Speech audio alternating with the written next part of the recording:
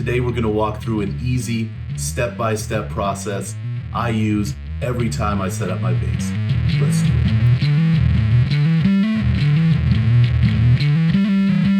What's going on? Welcome to Beholden to the Riff, the heaviest bass channel on YouTube. My name is Jered, and thank you so much for checking out this video. When I first started playing guitar, I had no idea what I was doing, even just changing a single string. I would get frustrated trying to fix even the smallest thing and completely confused and then embarrassed when I had to finally bring it into the shop and they would look at me like, what did you do to this thing? It wasn't until I started teaching out of a music school that I actually worked up the courage to ask somebody how to, change strings and actually do this right.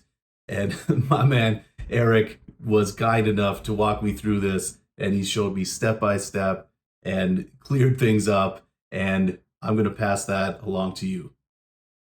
Simply by learning a few adjustments, you'll save tons of money by not having to bring your bass into the shop. You won't have to wait around forever till the guy finally decides to do it, and your axe is always going to be sharp, ready to roll. So let's get right into step number one, a fresh set of strings.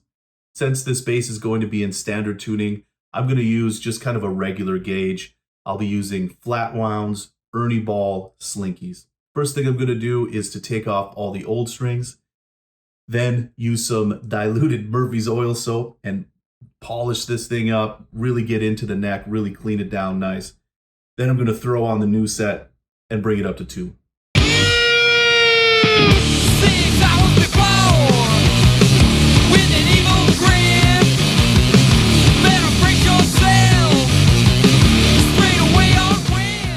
Now that we have a fresh set of strings on there, let's move on to step number two. That's going to be checking the nut height.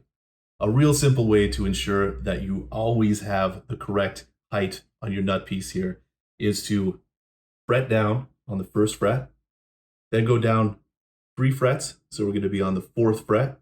I'm going to press this down, and I'm going to tap right above the actual 2nd fret itself, the metal here. And if you can hear that, there should just be a slight little click. You can also eyeball it to make sure that there's a small amount of space right here on the fret. Should be about a thin guitar pick's worth. So press down. That's pretty good. Then I'm going to go down each string. Here's the A string. Nice. Perfect. So this thing's looking real nice. So let's move on to step number 3. That's going to be checking the truss rod. First thing you want to do when checking your truss rod is to give it the old eyeball test. So I'm going to look down the neck here, and what I'm looking for is, it's called a relief.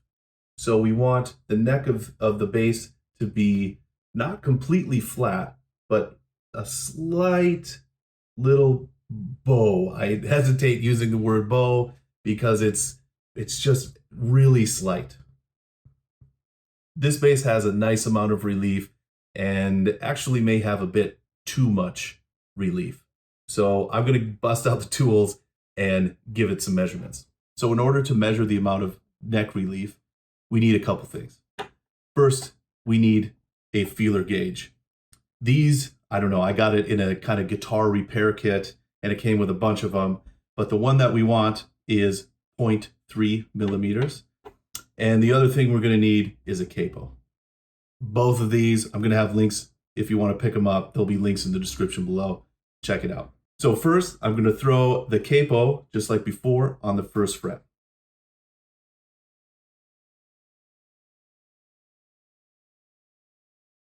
So really important on this next step, we're going to hold it in playing position, like we're jamming, and we're going to press down on the last available fret. So on this bass, I have 22, so I'm going to press down on the 22nd fret.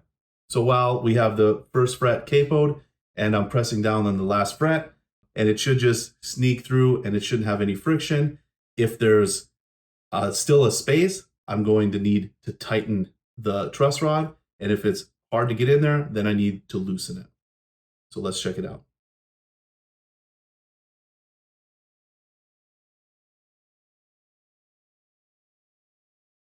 So on this base, the truss rod is accessed up here, just underneath the kind of nameplate. So I'm going to take off the capo, loosen the strings a little bit, and give it just a slight adjustment. So most bases will come with their own truss rod adjustment tool.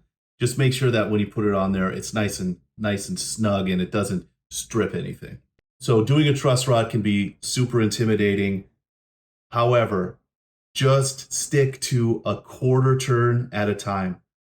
Just nice and easy, small, super small adjustments, and nothing's going to go wrong. If you have to do, 2 or 3 quarter turns, that's time you may want to consider bringing it in or having, someone check it out. So now I did a quarter turn adjustment clockwise because I wanted to bring the bow up a little bit, make it a little less concave. So I went just a hair too far. So I'm gonna split the difference, go like 1/8 of a turn back and double check, but it should be good from there. After that little adjustment, that 1/8 of a turn, the neck relief is looking sweet. I did the test, feeler gauge went in, no friction, no space, just right. So now we're gonna move on to the next step, which is setting the action. We're going to shift our focus down to the saddle, to the bridge here. And in this step, we're going to need a ruler that measures in millimeters.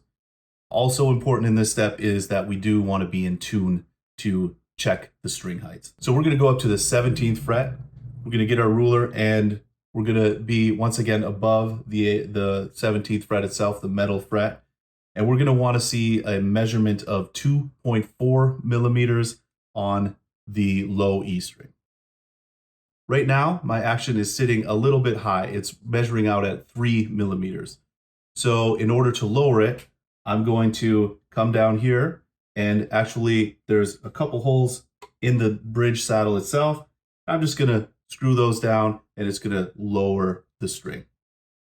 So I just gave a few kind of turns on the low E saddle. So let's check it out again. We're looking for that 2.4 millimeters. Good, but I like it as low as I can possibly get it. So I'm gonna lower it just a little bit more. And really important to make sure you retune your E string because as you adjust the saddle, it's gonna adjust the tension, which adjusts the tuning.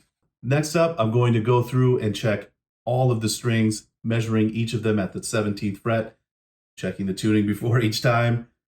So the measurements are going to get progressively lower or smaller as we go down, getting the higher strings all the way to the G. So the G is going to be right around 2 millimeters and maybe 2.1 on the D, 2.2, 2.3 on the A. So those are some really good guidelines to go by to start off with. We still got to do the play test in the end, so it might change a little bit, but we're going to start there. So all the measurements are looking good. I'm going to give it a quick, just kind of play test to see if there's any buzzing or anything, but it's looking pretty good.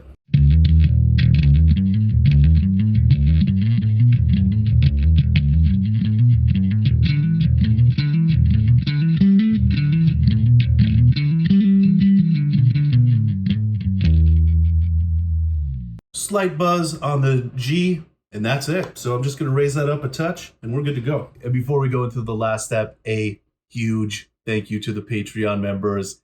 You are amazing. You make this all happen. Thank you so much. So the last step is to check the intonation.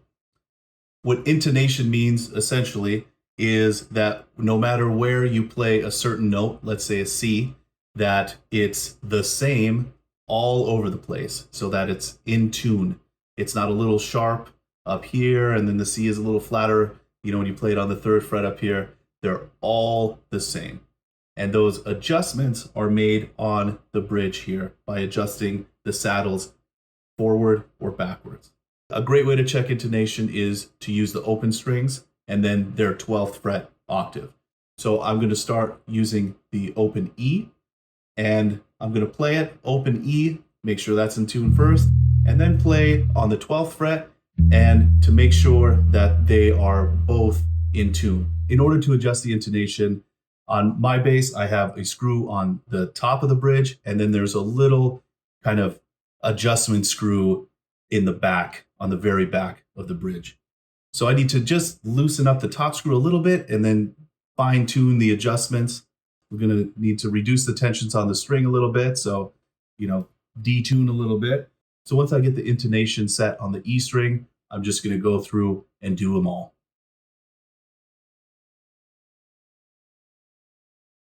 All right, so intonation is locked.